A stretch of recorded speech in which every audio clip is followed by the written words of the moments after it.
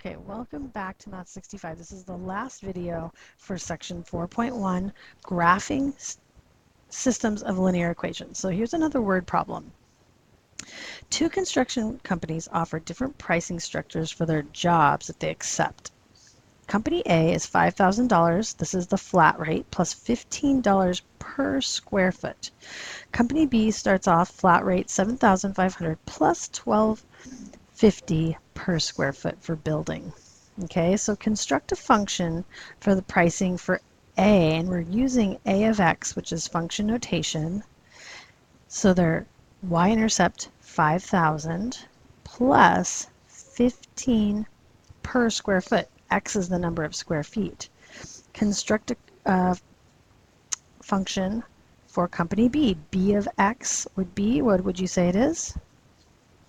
7,500 plus 1,250x.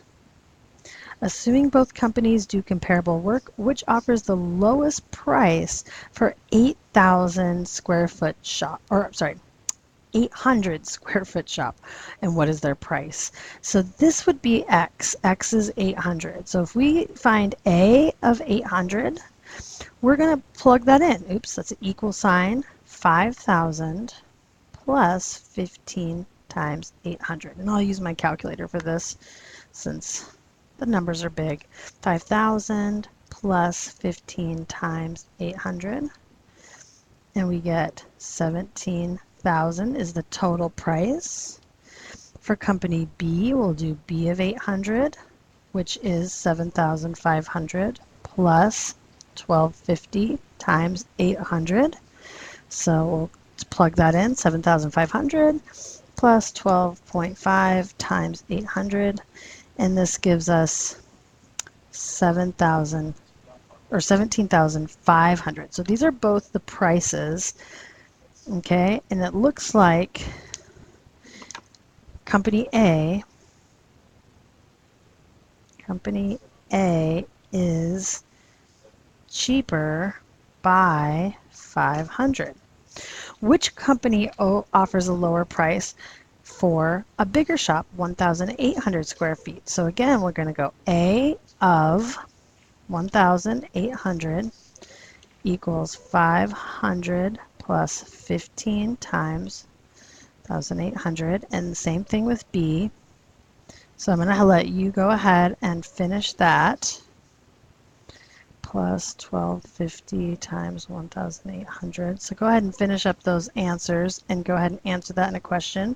For which size building will the two companies charge the same price? So if we're going to solve that algebraically, I'm literally going to set them equal to each other. 5,000 plus 15x equals 7,500 plus 1,250x.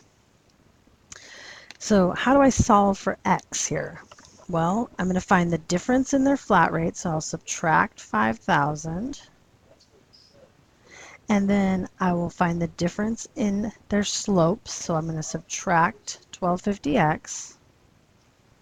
And 250x equals 2,500. So take 2,500 divided by 2.5 equals x equals 1,000. So that is actually their point of intersection. X equals 1,000. What would be the price of 1,000? I don't know the y coordinate. So this is where they're going to be equal. So you're going to see that here option B should be a better value than option A. But our y-intercepts here are 5,000, and my slope is going up $15 for every square foot. So let me actually plug in 5,000 plus 15 times 1,000, and I get 20,000. Oops. Yeah, 20,000. So for 1,000 square feet, they both should meet here at 20,000. So I really only need 2 points to draw a line. This is my line right here for company A